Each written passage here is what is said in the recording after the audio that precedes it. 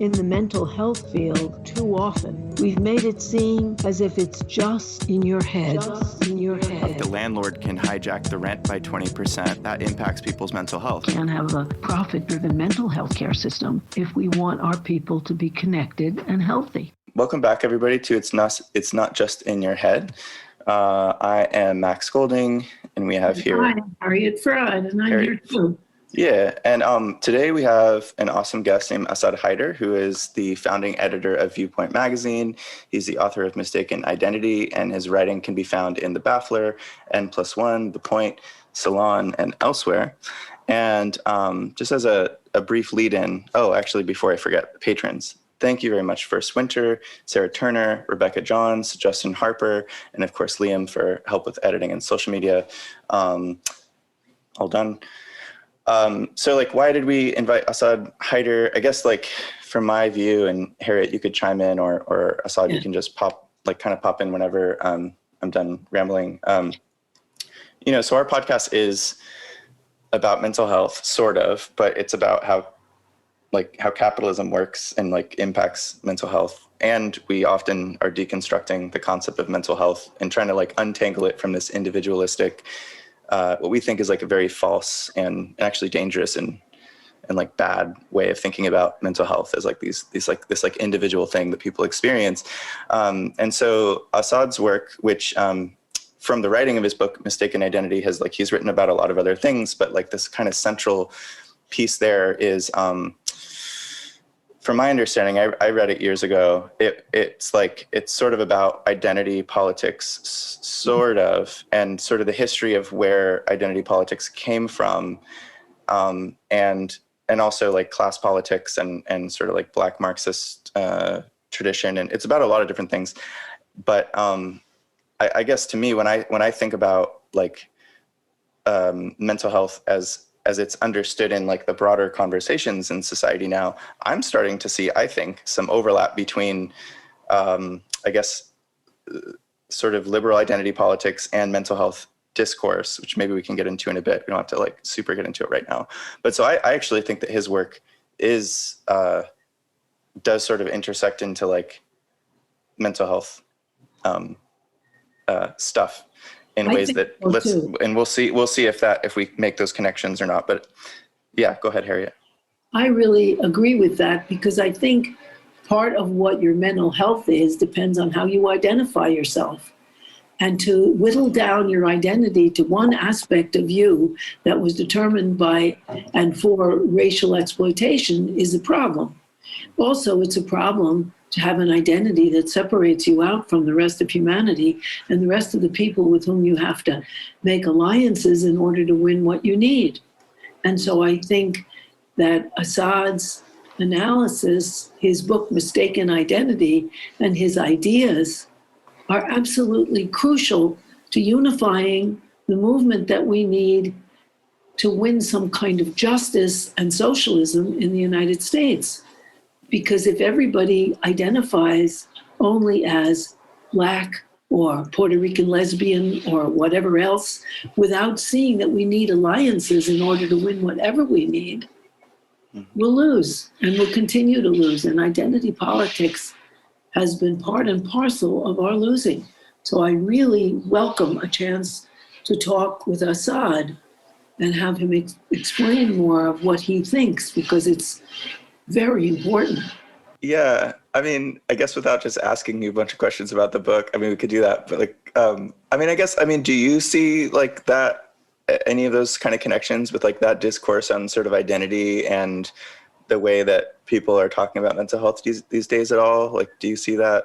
It's interesting to look back and think about what this book was about and why I wrote it, or what I thought or was expressing, because being an author, there's something about it which is also a little bit like identity, in the sense that, you don't completely determine the meaning of the things you say, and just like you don't really completely determine who you are.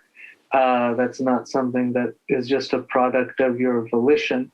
And it's not one thing either. It's always something complex. And so at a certain level, the book escapes you and goes and does other things, and then you go other places too. So I think that's actually an important part of what is behind the book. And I mean, Harriet, you were talking about identity being understood in terms of just one thing, one attribute you have, an attribute that actually has been assigned to you by a historical process and that plays a political role. Is that enough to say who you are? Is the question of who you are enough to base a politics on? And I think it's important for us, and it'll be interesting to hear how you think this plays into, for example, broadly mental health, and for example, specifically like a clinical encounter and what the result is of treatment and so on. I mean, is it about coming up with a unitary and solid identity? Is it about taking on a different relationship with your identity? I think that it's important, from my perspective, that we have a critical relationship with our identities, and that we don't have some kind of certainty about who we are, but are able to put that into question and to situate it in the world, in a world with others. And that's maybe these are abstract points, but they are very important to me in thinking about these questions. Well, I think that one of the things that your fine work brings up is that we can have an identity as political activists engaged in changing our world, who come from a particular family, a particular culture, we speak a particular language, and we're part of a particular gender and ethnicity. But a dominant identification is we are together in wanting change, that we are agents of change. And I think that identity is a much more flexible one. I remember once being at City College, and there was a banner across the dining room, said, "Puerto Rican lesbians unite." And I was thinking, whoa, if that's all who unites, you're going to lose whatever you're trying to do. If you want to meet together, talk out what makes you uniquely Puerto Rican kind of lesbians, or how lesbians are treated in the society, that's fine. But the understanding that you won't get any of what you want unless you're in a larger group, and that we need to connect, is crucial. And I think that one of the things that you do, Asad, very successfully, is show that the identity of one race or another was an obvious tool to divide a working class against the planter class and the owner class in Virginia. And I'm very aware that that same ploy was used in the 1970s when the FBI and CIA launched the Great Wurlitzer Operation to make sure that they could contain the mass civil rights movement as a Black Power movement, race only, and the mass women's liberation movement, which had class awareness as a huge component initially, as a gender-only movement, because that prevents either side from winning much, and it prevents the basic class transformation that Americans need. So I think those things fit very well together, that use of identity politics as a wedge to drive people apart so we can't all share in mass benefits. That's wonderful as a part of what you do. And so I think for our listeners, if you could describe a little bit more about the nitty-gritty of how that was done and why, it would be really exciting to hear. Well, I want to pick up on one point, which is about, let's say, something about unity, which is that, as you pointed out, we all have differences, and we all have actually a kind of, we have infinite differences really from each other. And anytime that you set up an identity group, you're essentially, that's about sameness, really. That's about saying this group, we're all the same based on this one attribute that we have out of infinite attributes, and all of these other attributes are going to be different, and we're going to like construct a sameness out of this and then draw a boundary around ourselves. And so you lose this basic recognition that, okay, we're all different. That's just a condition of being humans. And that's an important thing to recognize, because sometimes the response to identity politics will be that, well, underlying it all, we have the same interests and we have the same human nature and we have the same, et cetera, et cetera. So all of this identity stuff is divisive and so on. But I think that actually misses the, first of all, the recognition that really we have infinite differences.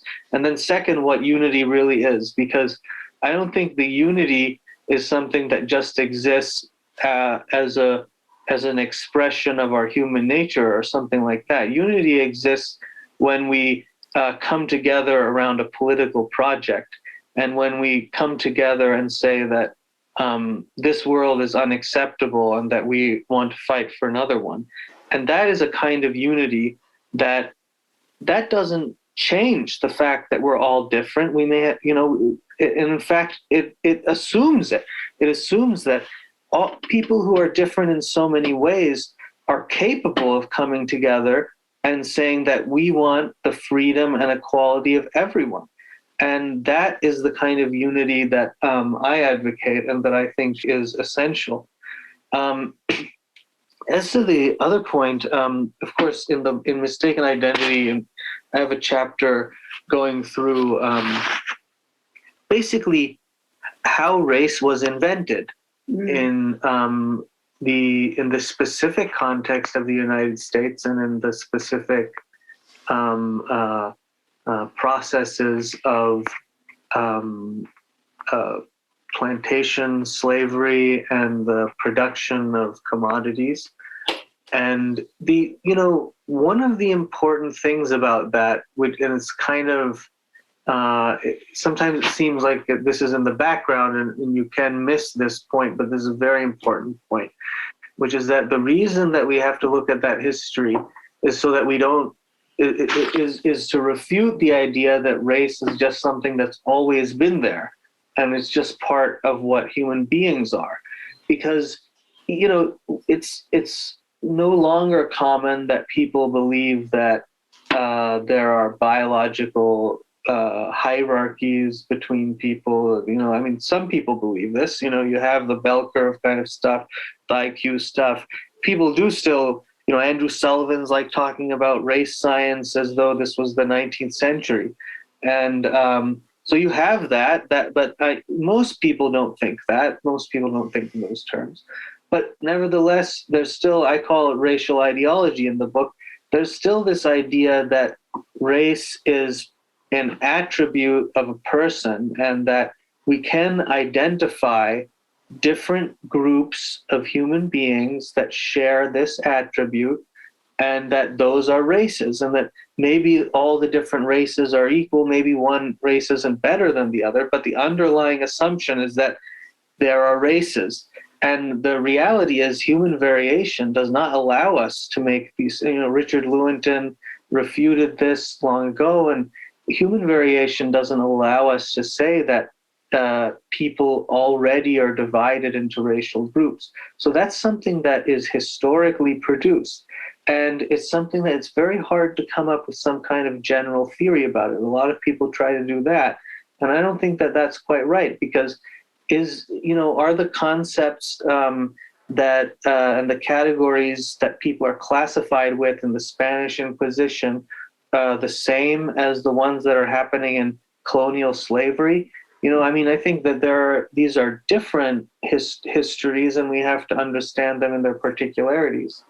And so when in the United States, we're talking about a process in which race is invented, and race is invented because there was a need to for the owners of plantations and for the people who are profiting off of forced labor, they had to find ways of disciplining a labor force and of continuing the flow of laborers, and differentiating between the laborers that had voluntarily migrated from Europe and the ones who had been forced to come from Africa was, and they did this, legally, and it didn't happen all at once. That there wasn't this differentiation at the beginning. It was developed over the course of of many years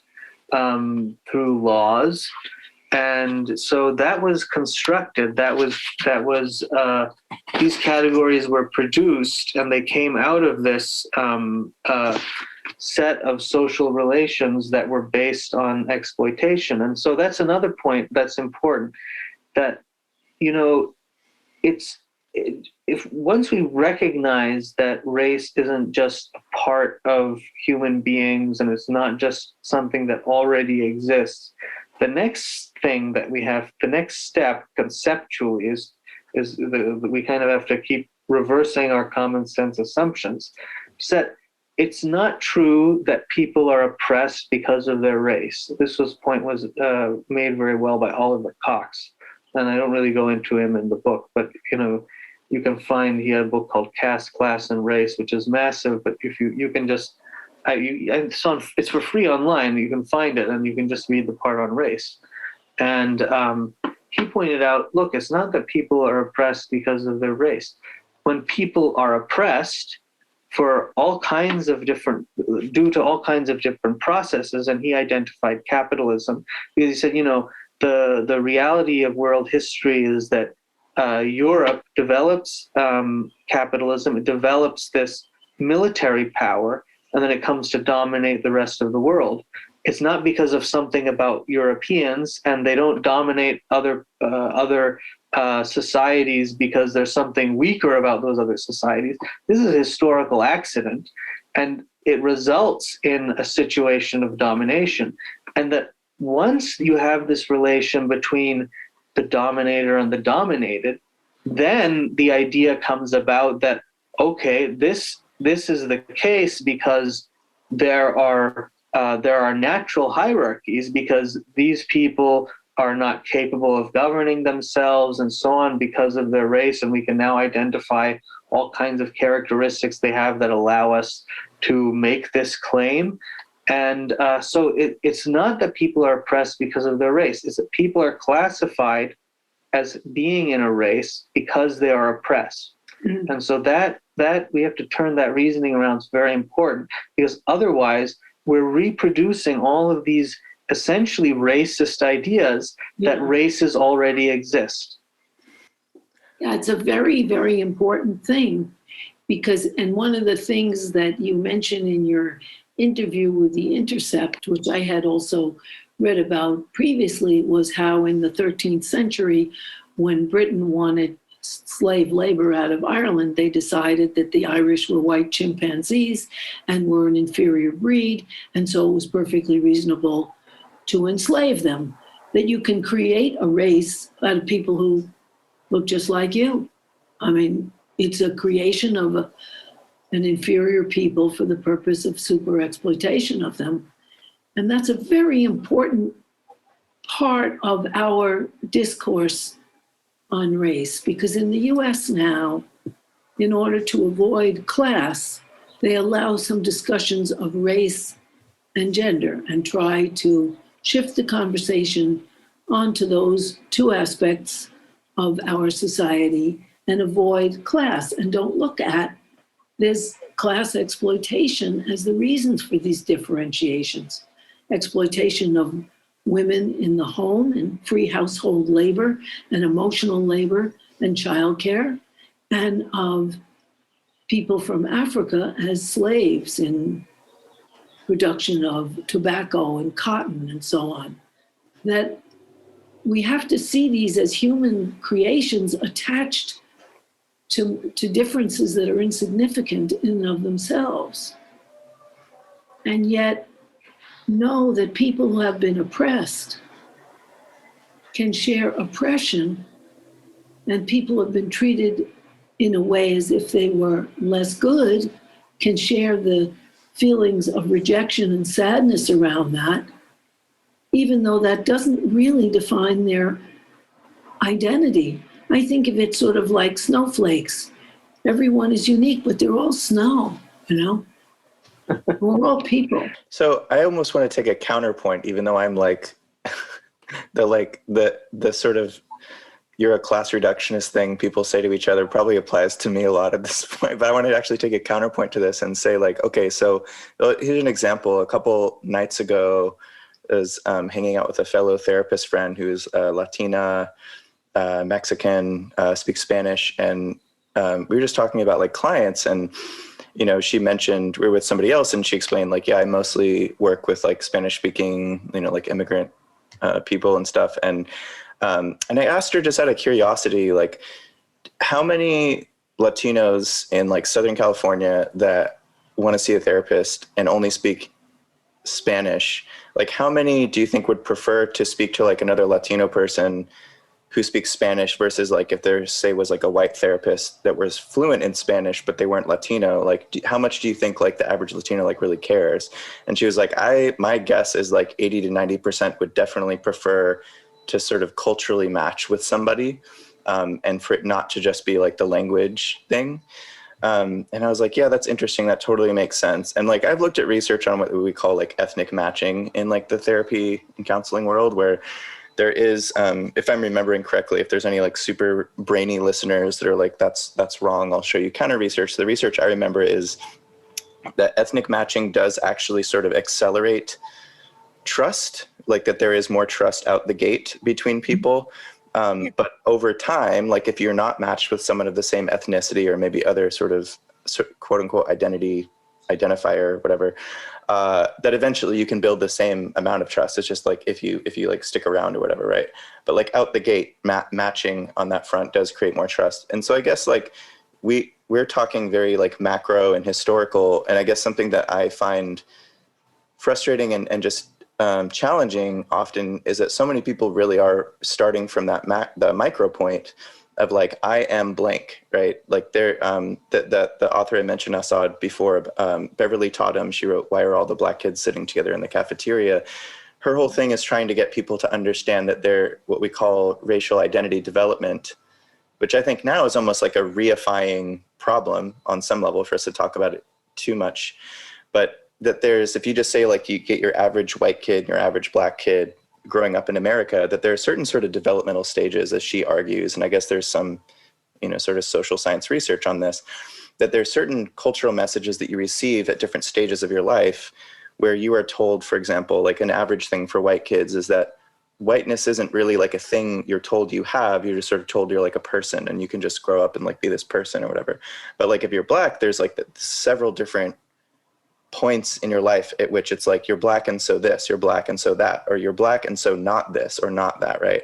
And so on that micro level, that there's these sort of like points of your quote unquote identity that are forming where your sense of self is actually being shaped by, I think, all the things we're talking about on the macro level, where like there's all these historical and political economic forces that explain why the micro piece is what it is.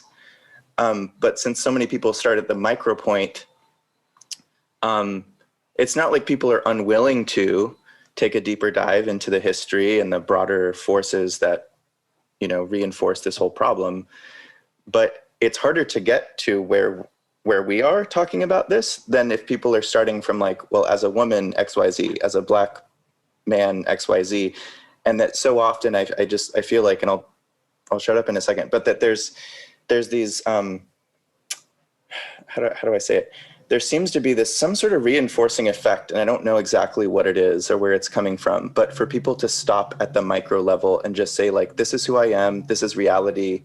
And that sort of like standpoint epistemology, like lived experience thing now, where like, that's basically all there is. Like you start there, you stop there, and there's really no good reason to talk about the history or the economic structure because like I am who I am, you know? I don't know if I need to position this as a question. Assad, what do you think? One interesting point is that you said that, you know, if there's ethnic difference, it can still over time be overcome and a good relationship can form. I would imagine that the converse also happens, which would be that there may be some kind of ethnic identification, but over time it turns out that there are major differences that are not productive for that clinical experience. And I think that we can look at that more generally and say that, you know, when you bring people into a group because of one attribute, it could be that there are other really profound and important differences that are kind of being swept under the rug, and that then you don't adequately deal with them because this is such a powerful way of people identifying with each other. And you see that, and you see that constantly. I mean, you see that in all kinds of sectarianism of ethnicity and religion. You know, you can see that in terms of the way that, let's say, gender hierarchies are kind of rationalized as being part of some culture, as though, you know, as though we can't, as though everybody in one culture thought the same thing. You know, I mean, so that way of turning this kind of identification into the center, I think that can pose problems.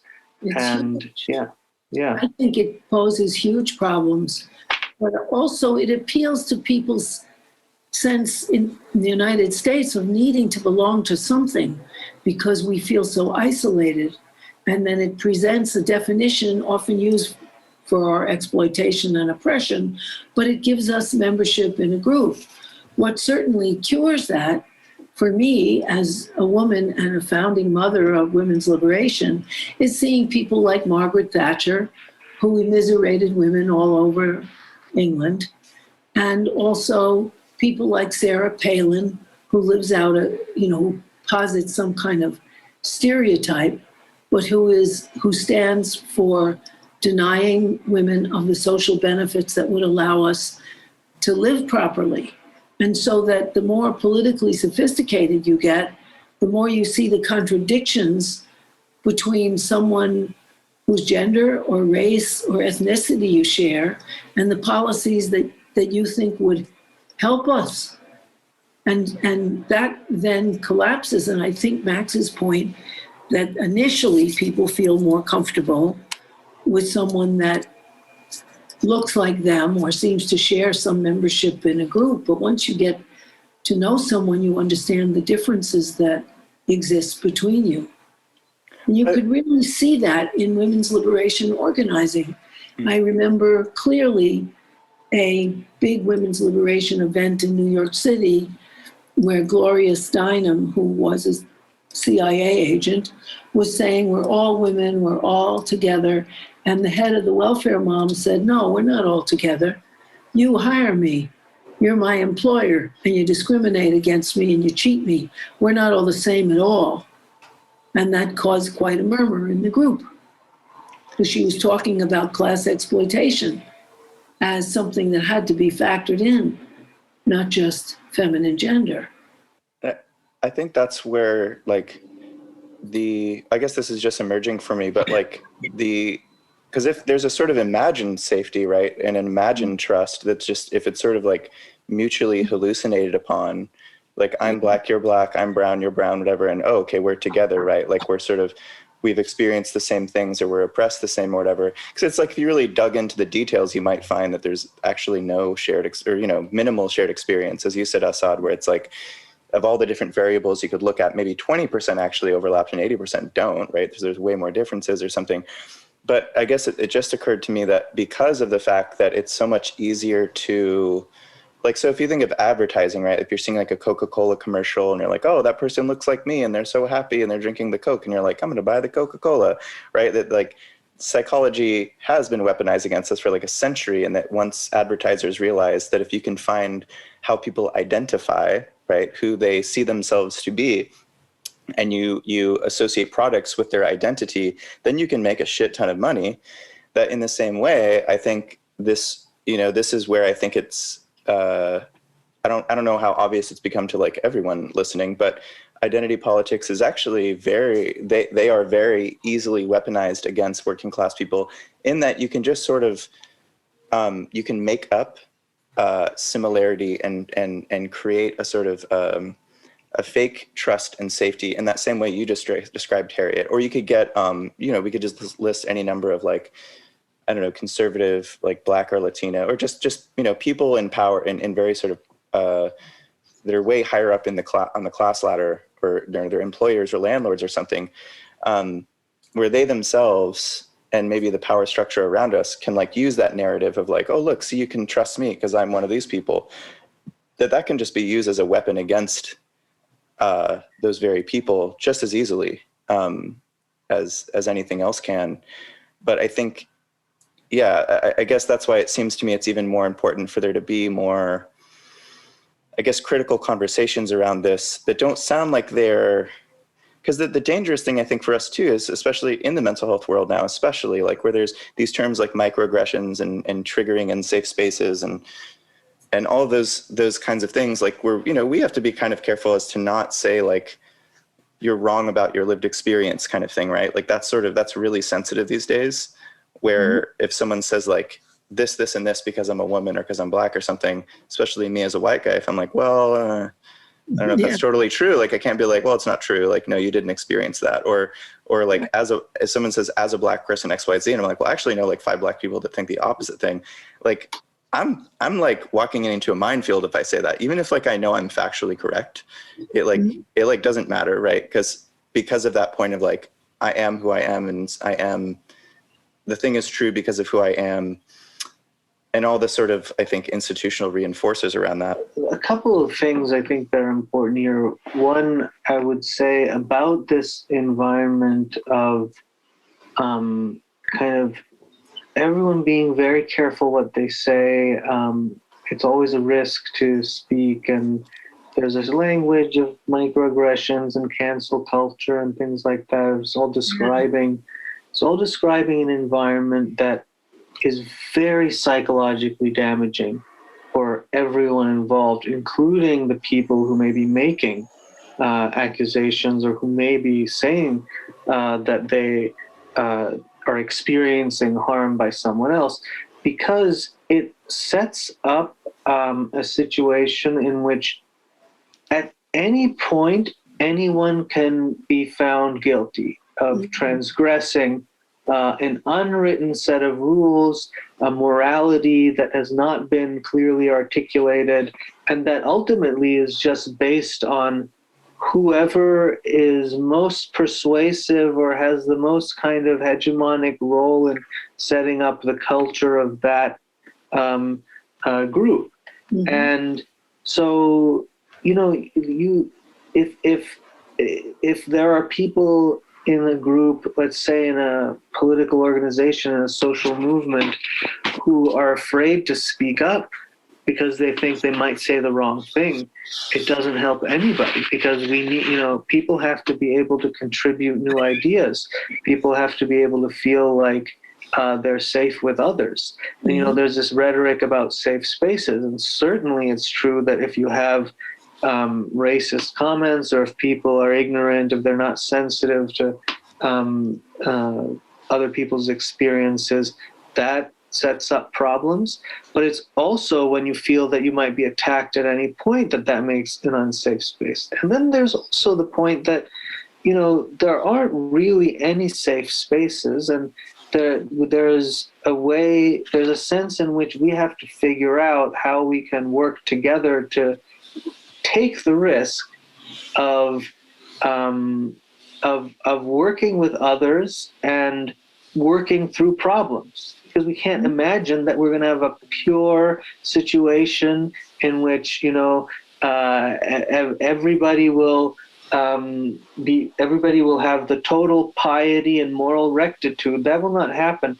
Everybody has to be able to speak and be capable of working through the contradictions and problems that come up. I think that that's important, and the fact that we don't have that is really hurting everybody, even the people who say that we should be doing these things. I think ultimately are going to suffer from that.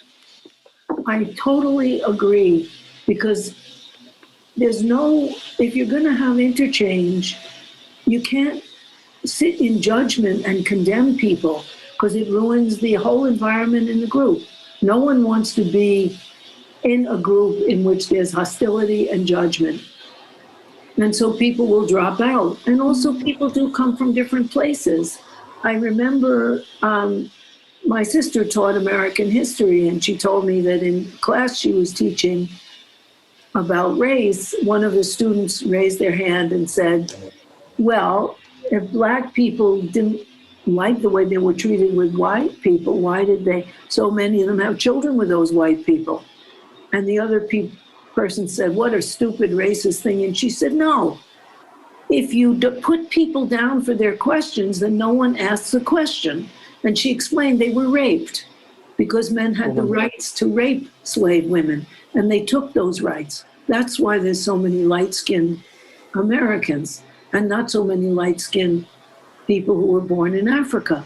She said we have to all understand that people have to feel free to ask a question and make an intervention without being judged in harsh cruelty by the group, which I think is really important. Yeah, and I want to recommend something, which is, you know, there's right now Duke University Press is publishing the selected writings of Stuart Hall. Oh. And the one that's coming out right about now, there's one is selected writings on Marxism, and the other is selected writings on race and difference. Mm-hmm. And the Race and Difference collection has an excellent introduction by Paul Gilroy, and he makes note of this one speech by Hall to a group of educators, you know, I think at the high school level. And he says, well, how do you deal with race in the classroom? And he says, one thing that you don't want to do is make people afraid to say things that might be perceived as racist. You actually don't want to do that. Why? Because when people have those thoughts, you don't want them to just stay in the background, stay underground, and continue to be there. They need to come to the surface, and then they need to be discussed, and they can be challenged. But if people are afraid to say them, then that doesn't happen. If somebody says something which reveals their ignorance and they're personally attacked, instead of having those ideas challenged and debated and worked through, then you've got a problem. then they're going to stay there. Well, and I think one like huge sort of miscalculation on, I don't know if we want to call it the left or liberals or whatever, just the sort of a trend that we all have observed over the last, I don't know, decade plus. Well, you actually wrote in the book, and Harriet, you've described this from like your days in the movement, like, you know, in the 60s and 70s, like that trashing term, right? People would trash each other. Yeah. We just have different language to describe, you know, we call it cancel culture now, and now it's in the digital realm and stuff. But I guess I think what I find to be a miscalculation is that I think, I lived in Isla Vista, it's like the college town around UC Santa Barbara, for like 7 years. And what I kept seeing over and over again was this sort of, I think people thinking that it's a kind of activism, that you are engaging in social change to like, almost, it's like programming your mind to look for, maybe it was Mark Fisher is the one who in the Vampire Castle thing he wrote of like the, like in academia, you know, if you're grading papers or you're looking at your own paper and you're trying to look for like in the sentence, you're like, aha, I found a grammatical error. And you're like, slash that out, gonna let that student know they fucked up and they need to rewrite that paragraph or something, right? It's almost like turning your mind into that mode in social interactions, waiting for the racist, sexist, homophobic, transphobic, fatphobic, whatever, right? You're almost like on this like threat detection crusade. And then you're like, actually that was really problematic. Like, no, that's not the right word. And then others around them being like, having to actually take a side of saying like, yeah, I'm with the person who sort of called out the other person, or defending the other. And then it's just this sort of like high conflict interpersonal eggshell situation that I think like a lot of, what I mean by miscalculation is I think there's like a lot of people like right now, probably people who are listening, who do that thinking that it's a kind of activism, right? That it's like they're engaging in a social change project.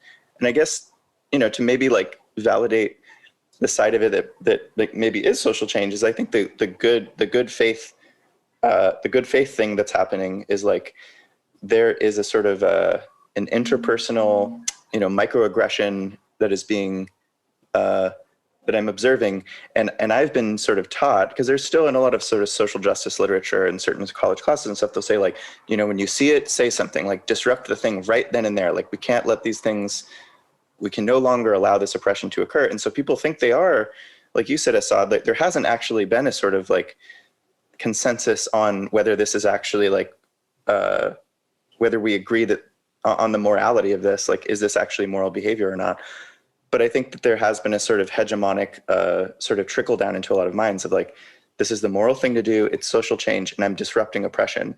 And that there's maybe there's sort of longer term strategy, I don't know if they think this far, but it's like, eventually there'll be less of these microaggressions the more we call them out, and then there'll be like less oppression, right? Like maybe that's like my best attempt to say like, yeah, this is what makes sense from their perspective.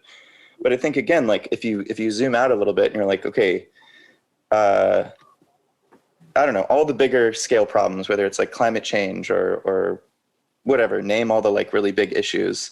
It's like, do we really think that like programming your brain to go into like interpersonal slight threat detection mode is like the best we can do for activism, especially when it creates this like fearful culture where like now so many people are like, I don't even know if I should talk anymore, right? Yeah, well, I do think that one of the things that's a big mistake on the left is to think of us as we are leftists because we're moral police. We're not a religion. We don't believe in absolutes. We have to see people as a continuum, and that we need each other in order to get anywhere with political change. And so there has to be an acceptance, not of personal attacks. Personal attacks alienate everyone, and people's righteous religious condemnation is a huge mistake because it doesn't build alliances. And if the left is going to ever have an impact, it can't spend its time condemning each other, but has to build alliances, which doesn't mean allowing people to be called insulting names, but for someone to say, well, I get your point, but I think that word could be damaging. How could we put it another way or something?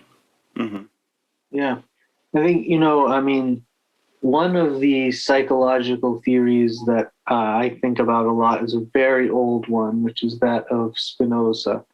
And he had this whole analysis of superstition. Why is it, you're right to compare this to religion. Why are people superstitious? And what is superstition? We can say it's like people believe in miracles or whatever, but when you get down to it, it's just that people believe things on the basis of obedience rather than on the basis of reason. So if you're thinking that like we have a culture in our organization or our university or whatever in which you're supposed to act a certain way, then I'm going to act that way and I'm going to believe that's the right way to act, even though I haven't determined using my abilities of rational deliberation to see if that's the right way that we should be going about things. And so this is really like superstition. And, people believe that when they don't have power. When people don't have the power to act, and when they're being constantly affected by things that are out of their control, then they're liable to believe in superstition, and then they're going to have all kinds of these bad affects, these negative affects of fear and hatred and guilt, and those are self-perpetuating, because when you experience those bad affects, that makes you even more powerless.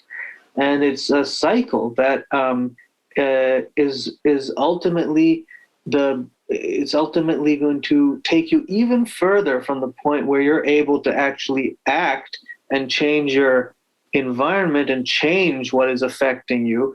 And the only way you can do that actually is by entering into relations with other people that increase your power. So the question is, are the relations we have with other people increasing our power or decreasing it and making us sad and fearful and making us behave in a religious and theocratic manner? So that I think has not lost its relevance. And in some ways we're back in like the world of religion in the 17th century. Mm-hmm. It's really important that you escape from the whole idea that politics is morality in the sense as you have the answer and the truth. And people who don't subscribe to your truth are enemies. That is a terrible attitude. Well, it's witch hunting. So something that it's funny that term class reductionist or class reductionism that's kind of emerged. Maybe it's been around forever. I just only noticed it maybe in the last 5 years or something. But I mean, I'm seeing this term like class first politics kind of stemming, I think, to try to clear things up a little bit. What's started to attract me to that is like, I've been super active in like a tenants union the last year and have done, some by some measures failed labor organizing, maybe, I don't know, just a lot of salting, I guess. But what kind of occurred to me in like engaging in those sorts of quote unquote class first things, like we're all tenants or we're all workers or we're all whatever, is finding that like in this kind of weird, ironic way that when I was less focused on, I want to be like an ally to the XYZ people, which is still very popular. Like I'm with the marginalized and I'm going to support, I'm going to call you out for doing the thing that hurts the other people that I abstractly support or whatever, right? That kind of activism. That when you're actually starting from a point of like, so we're all in the same sort of economically exploited class. And then you start looking around at who those people are. Like in my apartment building right now, where I'm talking to you guys, like there's actually a very diverse, from age to ethnicity to gender to, whatever kinds of jobs that people have. In any given workplace, Jane McAlevey has this beautiful way of talking about like the actual work that it takes to get to like an actual 90% plus like strike vote, that like most workplaces are cross sections of America. And so you have a lot of ethnic and gender and whatever diversity. I mean, I guess it depends on the job, but that this question of like, okay, so if you're going to organize from that vantage point, the question is like, how do I talk to just like people that like couldn't possibly already agree with me politically or couldn't possibly, just because we have some superficial similarity, it doesn't necessarily mean that we're going to get along or agree on anything or whatever. Like, how do you engage in those conversations? And I think for me, it was transformative in realizing that starting from the identity stuff that I feel I was very much like, I mean, the sort of right-wing narrative about universities, I think is sometimes kind of true. Like in university culture that I was in for like 7 years and on like a college campus, college town, that I was kind of taught that like, it's all about identity all the time. And especially as a white male, I need to kind of like shut my mouth and like support other people sort of somehow, like uplift voices and all that narrative. That was just totally different from now. It's like, okay, how do I have like normal conversations with like no jargon that doesn't assume we agree on anything? How do I really start listening to people, from a sort of like worker or tenant type of position? And I guess for me, it was like psychologically transformative. I realized like, wait, that whole way that they kind of taught me doesn't really get you anywhere in that realm, right? But I mean, because if from identity, if you're like, okay, we're just going to organize ourselves as Black people or as lesbians or as Puerto Rican lesbians, like you were saying earlier, Harriet, I mean, numbers wise, it's also just very limited, right? Like how many people can you actually get on board from that? Like not many. I mean, maybe if you're in like a city that's like 80% Black or something, just, I don't know, go for it. Just do like Black organizing or something. But even then, like there's not like ideological conformity among Black people or any group. So I guess, yeah, for me, the sort of class first, or even to like use the pejorative class reductionist, I almost, sometimes I'm like, yeah, sure, I'm a class, if that's what you want to call me. But for me, it's almost seemed like practically more useful. Although I do still recognize, I mean, so many people really are just drawn to, I think, cultural identifiers far more than they are, identify with a sort of economic position. So I would acknowledge that, but I guess just in terms of like activism and organizing, I want to say maybe it's not more effective, but it feels to me to be more effective these days to begin with the class first politics.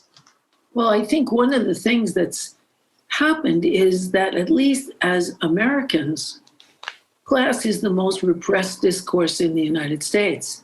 It only began to reemerge in 2011 with the Occupy movement that Obama crushed on the same day across the country, but that with the 1%, 99%, which caught on immediately because it was a repressed awareness that class isn't, who is the employer and who depends on employment, who has the money, who doesn't, who makes the decisions, who pays to change your mind about decisions, is very relevant.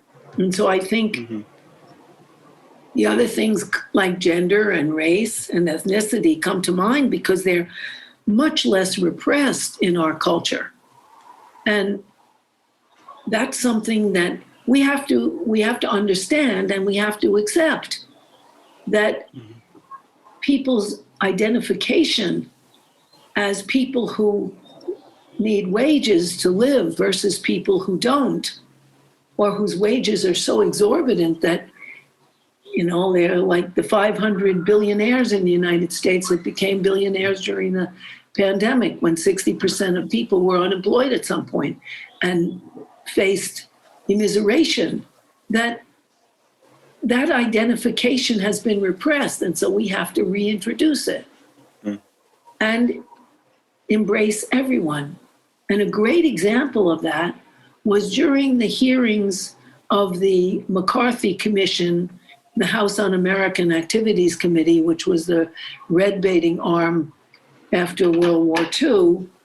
They brought the woman who was the head of Women's Strike for Peace up before the House of Un-American Activities Committee, and they said, do you know that you've had known communists join your organization of Women's Strike for Peace? And the woman played the feminine stereotype so well. She said, well, I hope we did. I didn't know, but I'd be so glad because we want everybody to want peace.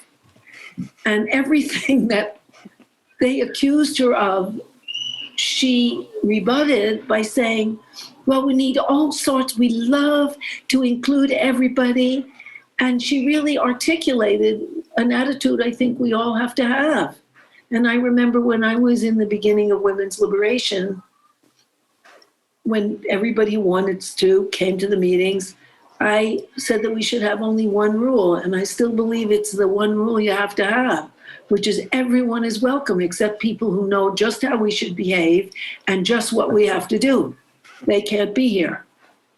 Otherwise, all people are welcome to the discussion, which I think is very important. That those with the answers who can condemn have to be stopped. We're all in it together, and we need to give each other some space.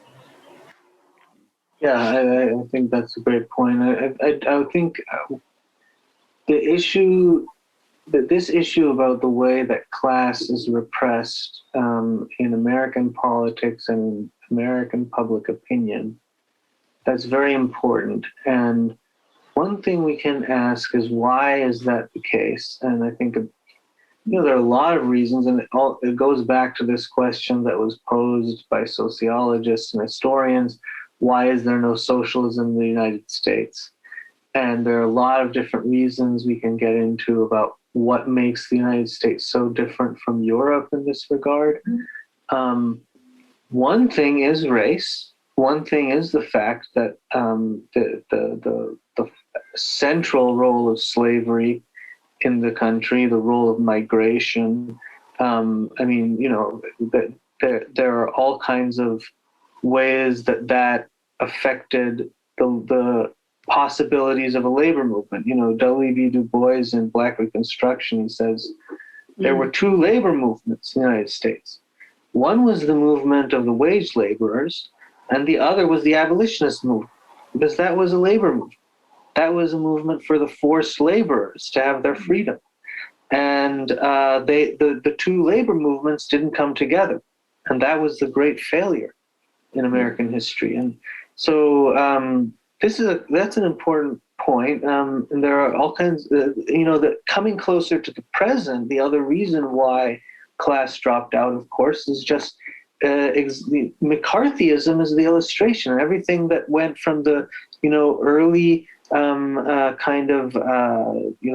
the First World War, all of the attacks on the socialists and the anarchists, and the attacks on unions, up through McCarthyism, up through the rest of the Cold War culture, the suppression, sometimes violent and sometimes more informal, of socialism and communism just destroyed the awareness of class and the possibility of having a class politics, to the point that it's still used, anti-communist rhetoric is still used against, the way that there, if you remember, there was this thing of, about Bernie Sanders being accused of being sympathetic to Cuba and so on. Yeah. Well, first of all, he was right. Second, this is being used as a way to, it's not like his politics are anything resembling Che Guevara or Fidel Castro, but they use this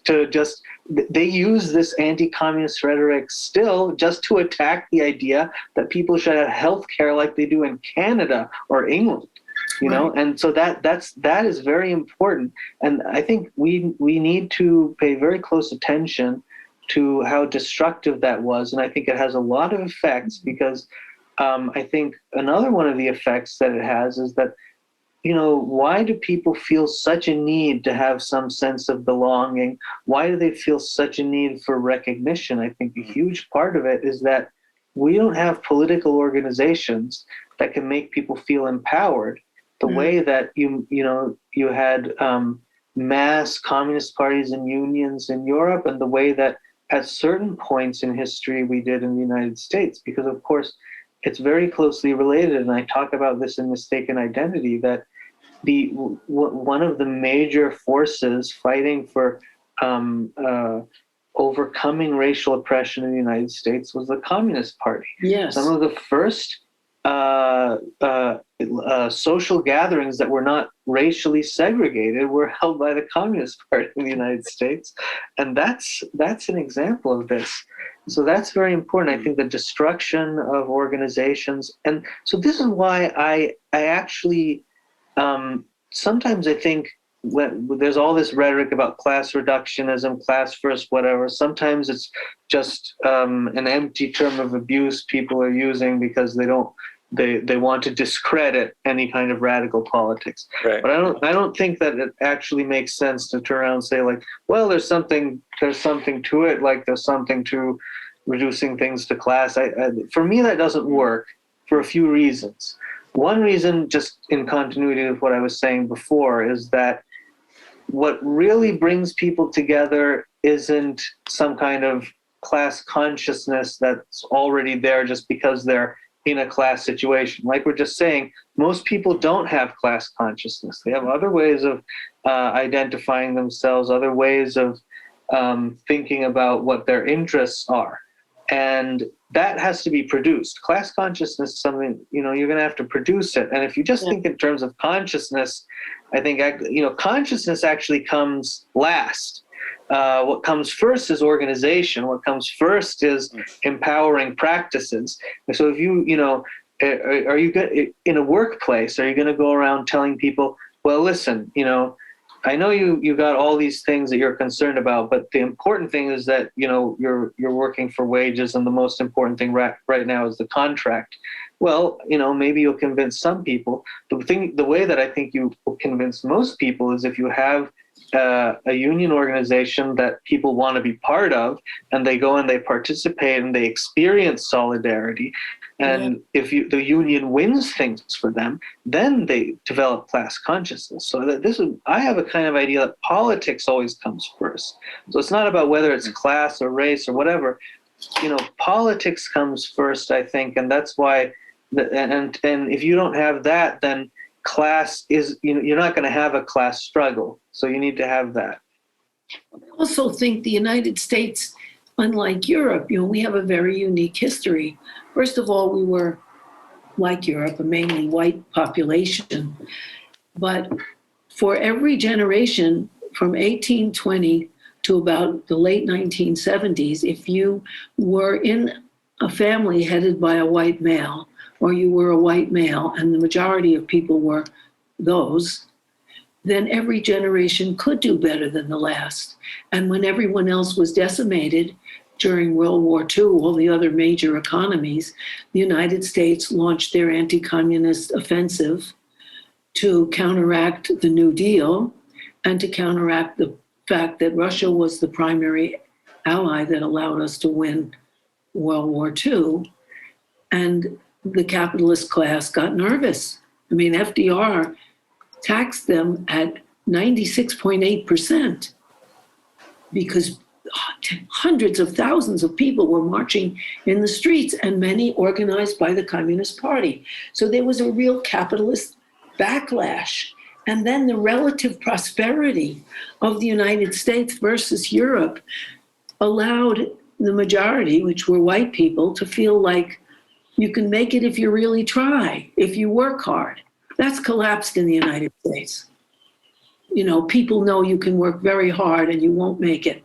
That two people working full-time at minimum wage can't afford a 2-bedroom apartment in any state, county, or city in the whole United States.